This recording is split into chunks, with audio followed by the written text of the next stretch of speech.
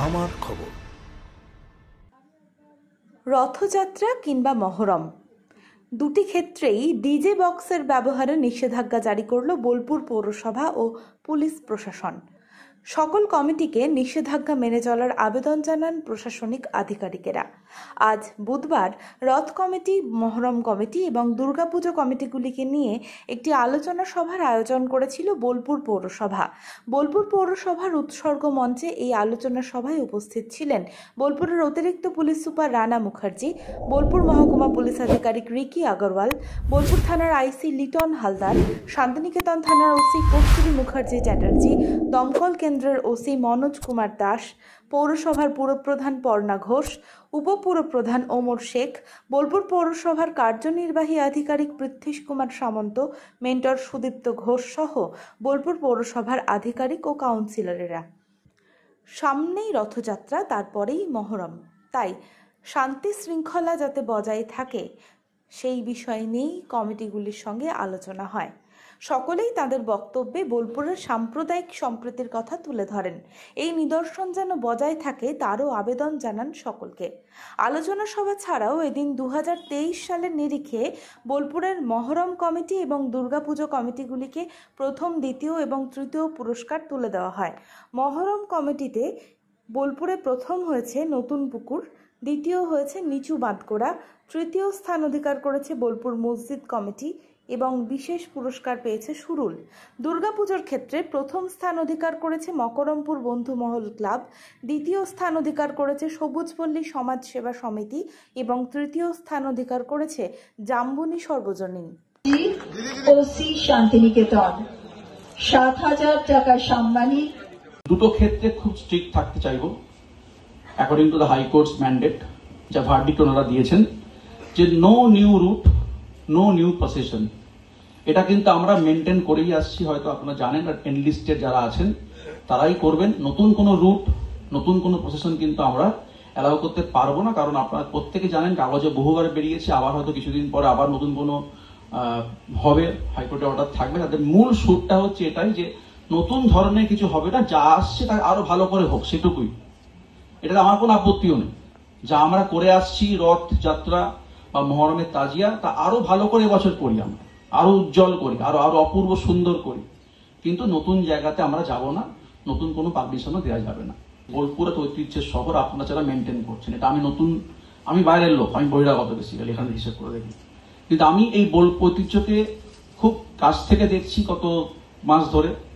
আমি মনে করি যে এই যে একসঙ্গে বসবাস করা, একসঙ্গে আনন্দ করা, একসঙ্গে আনন্দ ভাগ করে নেবার মধ্যে যে আনন্দ দ্বিগুণ করে নেবার যে নতুনত্ব আছে, সেটা বোলপুর কিন্তু পথ দেখাচ্ছে, ট্র্যাডিশনালি পথ দেখাচ্ছে। এটা নতুনত্ব কিছু নেই, এটা সব খুব ভালো লাগছে আমার।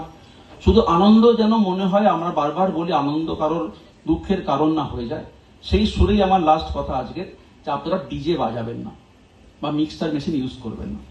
কারণ আপনারা জানেন যে according to high courts green bench এটা বেআইনি ঘোষণা করা হয়েছে, বিকজ এই ডিজে বা mixer machine actually affects the heart of the listener. যারা বয়স্ক মানুষ আছেন, রোগী আছেন, যার পাশ দিয়ে বা বাড়ির পাশ দিয়ে আপনারা যাবেন, সেখানে কিন্তু মিক্সার মেশিনের যে আওয়াজ, তা আমাদের আওয়াজের অনেক বাইরে, যেটা সহ্য করতে পারি। অনেক বয়স্ক লোক, অনেক রোগী মানুষ এই ডিজে বা মিক্সার মেশিনের আওয়াজ সহ্য করতে পারেন না। যেহেতু বোলপুর আজকে সবার সামনে দাঁড়িয়ে আছে, এই যে আমাদের মৈত্রী, এই যে একতাতে বোলপুর সবার সামনে লিড করছে অ্যাজ এ ক্যাপ্টেন, তাই বোলপুর যেন পথ দেখায় অন্যান্য সব জায়গাকে, যে আমরা বেআইনি কোনো কাজ, ইলিগাল আনন্দ করতে গিয়ে আমি মানুষের কষ্টের কারণ হব না। আমরা একটা পথ দেখিয়ে দৃষ্টান্ত স্থাপন করবো সবার জন্য, যে বোলপুর কিন্তু রবি ঠাকুরের জায়গা, সেখানে প্রেম আছে, ভালোবাসা আছে, আনন্দ আছে, কিন্তু কোনো দুঃখের জায়গা নেই। আমিও বললাম যে আমরাও চেষ্টা করি, আমাদের ধরো কেউ বিসর্জন হয় দশমীর দিনে এবং সরকারি নির্ধারিত যে পদ্ধতি আছে দ্বাদশী দিনের মধ্যে বিসর্জন করতেই হবে। এবছর মাননীয় মন্ত্রী বদান্যতায় আমরা একটা কার্নিভাল করতে বলেছিলাম, এসএসডিএ পৌরসভা সব সহযোগিতা নিয়ে, এসডিও, ডিস্ট্রিক্ট অ্যাডমিনিস্ট্রেশন সবাইকে নিয়ে। ভালো লেগেছিল খুব। 22টা না 23টা আমাদের পুজো অংশগ্রহণ করেছিল। আমরা যদি করতে পারি খুবই ভালো হয়। তাজিয়া মানুষ বসে থাকে তাজিয়া প্রদর্শনী দেখবো বলে। একটা তাজিয়া এলো 6টার সময়, একটা এলো 4টার সময়, একটা এলো 5টার সময়। এটা যদি পরপর হয়, খুব সুন্দর হয়। এবং মহরম শোকের উৎসব, আমরা জানি খুবই, তার বিশ্লেষণ করতে গেলে অনেক সময় লেগে যাবে। তো যারা আছেন নিশ্চয়ই মহরম কমিটি আলোচনা করে নেবেন। আর রথযাত্রা কমিটি যেটা আছে, আমাদেরও একটা পুলিশ অ্যাডমিনিস্ট্রেশন তো রয়েছেই, টোটোটাকে আমাদেরকে নিয়ন্ত্রণ করতে হয়। আমার স্যানিটেশন ডিপার্টমেন্ট আছে, পরিষ্কার পরিচ্ছন্নতা, আমাদের পৌরসভার লাইটিং ডিপার্টমেন্ট আছে, লাইটের ব্যবস্থা করা আমরা করার চেষ্টা করি এবং করি যে যেমন ভাবে বলে। ঈদের সময় আমরা বলেছিলেন যে বড়দের সময় ছাউনি লাগবে, আমরা প্রত্যেকটি ঈদগাঁও কমিটিতে গিয়ে ছাউনি করে দিয়েছিলাম।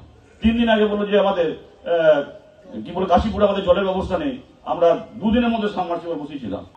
হাতে সময় কম থাকায় এবং নানা রকমের কাজ থাকার জন্য একদিনে আমরা অনেকগুলো প্রোগ্রাম রেখেছিলাম, সেটাকে আমরা ভাগ করে নিয়েছিলাম, প্রথম পর্ব দ্বিতীয় পর্ব এইভাবে। তো প্রথমে আমাদের যেটা ছিল সেটা হচ্ছে সামনেই রথযাত্রা, সেই উপলক্ষে আমাদের যে সমস্ত রথ কমিটি আছে তাদেরকে ডাকা হয়েছিল। আর সেই সঙ্গে বলি, আমাদের সঙ্গে পুলিশ প্রশাসন ছিলেন, additional SP sir, SDPO sir, fire brigade, light, SDO. তো সেই মিটিংটা আমাদের প্রথমে হয়েছে এবং তারপর ছিল পুরস্কার বিতরণ।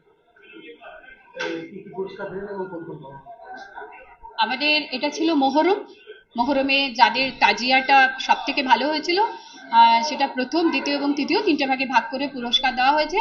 আর ছিল দুর্গাপুজো কমিটি, ওটা সব দিক থেকে বিচার করে প্যান্ডেল, লাইট, তারপর মূর্তি সব দিকে বিচার করে ওটাও প্রথম, দ্বিতীয়, তৃতীয় ছিল এবং বিশেষ পুরস্কারও ছিল।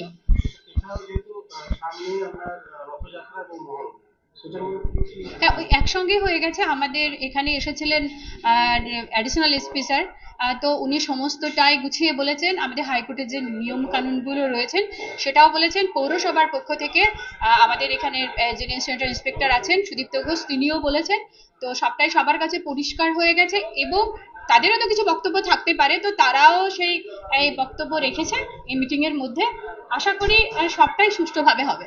জেলা স্বাস্থ্য পরিষেবায় নতুন দিনের সূচনা। এমআরআই, রেডিওস্কোপি, সিটি স্ক্যান পরিষেবা এবার শান্তিনিকেতন মেডিকেল কলেজ ও হাসপাতালে পাওয়া যাচ্ছে। অত্যাধুনিক ব্লাড ব্যাংক ও প্যাথোলজি ল্যাবের সুবিধা রয়েছে। 10 টাকায় ডাক্তার দেখানো এবং ওষুধে 62% পর্যন্ত ছাড়ের সুবিধা। তাই আর দেরি কেন? আজই আপনার প্রিয়জনের চিকিৎসার জন্য আসুন আন্তর্জাতিক পরিকাঠামো আর অত্যাধুনিক প্রযুক্তি নিয়ে গড়ে ওঠা শান্তিনিকেতন মেডিকেল কলেজ ও হাসপাতালে।